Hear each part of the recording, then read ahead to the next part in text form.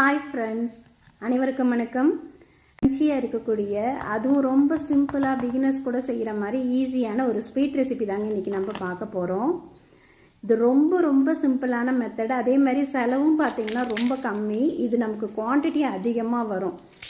கண்டிப்பாக இந்த ஸ்வீட் ரெசிபியை இந்த தீபாவளிக்கு நீங்கள் ட்ரை பண்ணி பாருங்கள். இப்போ இதுக்கு நான் மெஷரிங் கப்பில் 1 கப் அளவுக்கு மைதா எடுத்திருக்கேன். இப்போ நம்ம தீபாவளிக்கு பலகாரம் ரெடி பண்ணுறதுனால இது ஒரு 10 நாள் 15 நாள் நம்ம ஸ்டோர் பண்ணி வைப்போம்.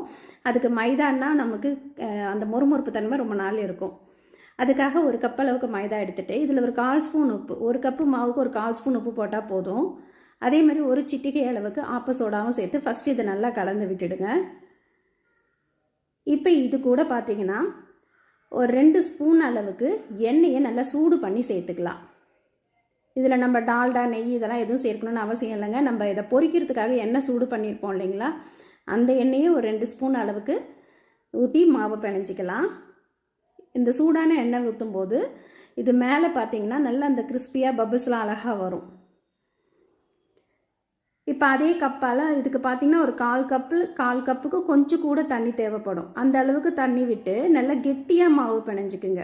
நம்ம பூரிக்கெலாம் எப்படி மாவு கெட்டியாக பிணைவோமோ அதை விடவே நல்லா கெட்டியாக பிணைஞ்சிக்கிட்டோம்னா நமக்கு திரட்டுறதுக்கு ரொம்ப ஈஸியாக இருக்கும். பொரிக்கும் போது எண்ணெய் உறிஞ்சாமலும் வரும். இப்போ இந்த அளவுக்கு நல்லா மாவை பிணைஞ்சிட்டு ஒரு 10 நிமிஷமாவது அப்படியே ஊற விட்டுடுங்க. அதுக்கப்புறம் திரும்ப எடுத்து நல்லா பிணைஞ்சி நம்ம உருண்டை உருட்டி திரட்ட ஆரம்பிச்சிடலாம். இப்போ மாவு அப்படியே ஒரு 10 நிமிஷம் ஊறட்டும்.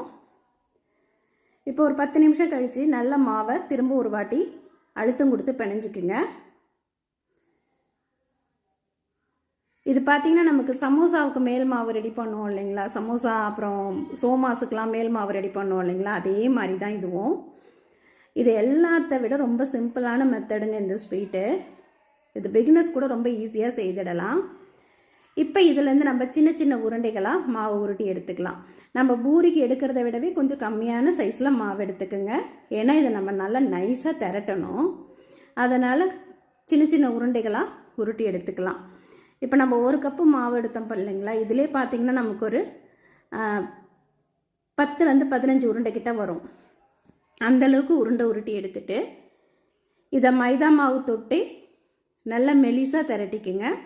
மாவு நல்லா நம்ம கெட்டியாக பிணைஞ்சிட்டோம்னா நமக்கு திரட்டுறதுக்கு ஈஸியாக இருக்கும். ரொம்ப ஒட்டிட்டு இல்லாமல் ஈஸியாக திரட்டிடலாம். இந்த ஸ்வீட்டுக்கு வேலைன்னு பார்த்தீங்கன்னா இந்த திரட்டி மடிக்கிறது மட்டும்தாங்க. ரொம்ப சூப்பராக ஈஸியாக செய்திடலாம். ஆனால் இந்த ஸ்வீட் சாப்பிட்றதுக்கு அவ்வளோ கிறிஸ்பியாக அந்த லேயராக ரொம்ப நல்லா வரும். இப்போ திரட்டிட்டு இந்த மாதிரி நம்ம மடித்து விட்டுக்க போகிறோம். ஒரு முக்கோணம் ஷேப்புக்கு மடித்து விட்டுடுங்க. இதை நம்ம மாவு தொட்டு ஒட்டணும் அதெல்லாம் எந்த அவசியம் இல்லைங்க. அப்படியே திரட்டிட்டு அப்படியே நம்ம இதை மடித்து இந்த மாதிரி ஒரு முக்கோணம் ஷேப்புக்கு ரெடி பண்ண போகிறோம். இந்த இதுக்கு பார்த்திங்கன்னா ரொம்ப கம்மியான அளவுக்கு ப்ராசஸ் தான். ஆனால் ஸ்வீட் சாப்பிட அவ்வளோ சூப்பராக இருக்கும். இப்போ இது மாதிரியே நான் எல்லா மாவும் திரட்டிட்டு காமிக்கிறேன். நீங்கள் ஒரு 1/2 கிலோ மாவில் செய்தாலே போதும், உங்களுக்கு இந்த ஸ்வீட் அதிகமான அளவில் கிடைக்கும். இப்போ எல்லா மாவும் திரட்டி இந்த மாதிரி மடித்து எடுத்து வச்சாச்சு. நம்ம உள்ள தண்ணியோ இல்லை மாவோ எதுவுமே தொட்டு ஒட்டலைங்க. அப்படியே திரட்டி அப்படியே மடித்து எடுத்து வச்சுருக்கோம். இப்போ எண்ணெய் நல்லா சூடானதுக்கப்புறமா நம்ம கடாயோட சைஸை பொறுத்து இதில் எத்தனை போட முடியுமோ ஒரு 3-4ன்னு போட்டு பொரித்து எடுத்துக்கலாம். இதுக்கு ரொம்ப ஹை ஃப்ளேமில் வைக்க வேண்டாம், கொஞ்சம் மீடியம் ஃப்ளேமில் வச்சு பொரிச்சிங்கன்னா தான் நல்லா அந்த உள்ளேயும் வெந்துட்டு உங்களுக்கு மேலேயும் நல்லா கிறிஸ்பியாக வரும். அது வெந்து வரும்போதே பார்த்திங்கன்னா அந்த லேயர்லாம் தனித்தனியாக பிரிஞ்சு வரும் பாருங்கள். நம்ம எந்த ஒரு மாவு தடவலை, எண்ணெய் தொட்டு ஒட்டலை, எதுவுமே பண்ணலை. ஆனால் அந்த லேயர்ஸ் நல்லாயிருக்கும். இதை நம்ம ஸ்வீட்டில் கோட் பண்ணி சாப்பிடும்போது அவ்வளோ சூப்பராக இருக்குங்க. கண்டிப்பாக இந்த ஸ்வீட் ரெசிபியை ட்ரை பண்ணி பாருங்கள். இது குழந்தைங்கள்லேருந்து பெரியவங்க வரைக்கும் எல்லாருக்குமே பிடிச்ச ஒரு ஸ்வீட்டாக இருக்கும். அதுவும் ரொம்ப ரொம்ப செலவு கம்மி, பிகினர்ஸ் கூட செய்கிற மாதிரி சிம்பிளான ஈஸியான மெத்தடில் இருக்கும் இது. இப்போ பார்த்திங்கன்னா இது 2 பக்கமும் நல்லா வெந்துடுச்சு. இப்போ இந்த மாதிரி ஒரு கரண்டி வச்சு எடுத்து நீங்கள் எண்ணெயை நல்லா உதிரிட்டிங்கன்னா அது உள்ளே இருக்கிற எண்ணெயும் வந்துடும். அதே மாதிரி எடுத்து வைக்கும்போது இந்த மாதிரி நிமித்தி வச்சிங்கன்னா உங்களுக்கு உள்ளே இருக்கிற எண்ணெயெல்லாம் வடிஞ்சிட்டு கொஞ்சம் கூட எண்ணெயே இல்லாமல் நல்லா ட்ரையாக இருக்கும். இப்போ இது மாதிரியே நம்ம மீதி இருக்கிற மாவையும் பொரித்து எடுத்துடலாம். இப்போ எல்லா மாவும் பொரித்து எடுத்தாச்சு. இதை அப்படியே கொஞ்சம் நாள் உணர்ந்துட்டு இருக்கட்டும். அதுக்குள்ளே நம்ம இதுக்கு மேல் ரெடி பண்ண சர்க்கரை பாகு ரெடி பண்ணிக்கலாம். நம்ம எந்த அளவுக்கு மாவு எடுத்தோமோ அதே அளவுக்கு சர்க்கரை எடுத்துக்கலாம்.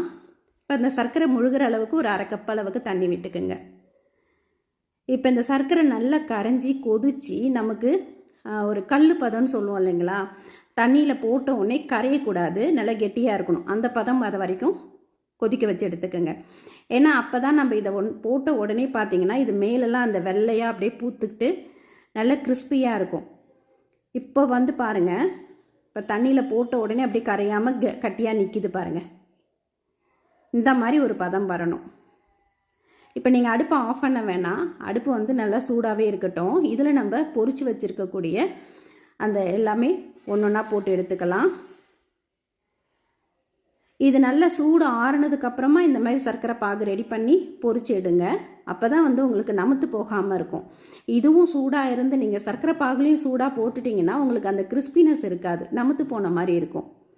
அது நீங்கள் ஒரு 2-3 நாள் வரைக்கும் தான் வச்சுருக்க முடியும், ரொம்ப நாள் ஸ்டோர் பண்ணி வைக்க முடியாது. இந்த மாதிரி நல்லா ஆற விட்டு அதுக்கப்புறமா சர்க்கரை பாகில் கோட் பண்ணி எடுக்கும்போது உங்களுக்கு இது ஒரு 10 நாள் ஆனாலுமே அந்த கிறிஸ்பினஸோடு ரொம்ப நல்லா இருக்குங்க.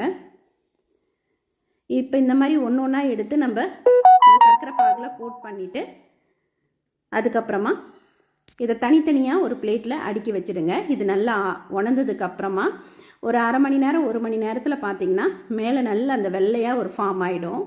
அதுக்கப்புறம் நம்ம ஒரு ஏர்டைட் பாக்ஸில் ஸ்டோர் பண்ணிக்கலாம். இப்போ கடைசியாக நம்ம ரெடி பண்ண மாவுக்கும் அந்த சர்க்கரை பாகும் சரியாக இருந்தது. இப்போ ஒரு 1/2 மணி நேரத்தில் நல்லா அந்த மேலே ஒயிட் கலரில் ஃபார்ம் ஆகிடுச்சு பாருங்கள்.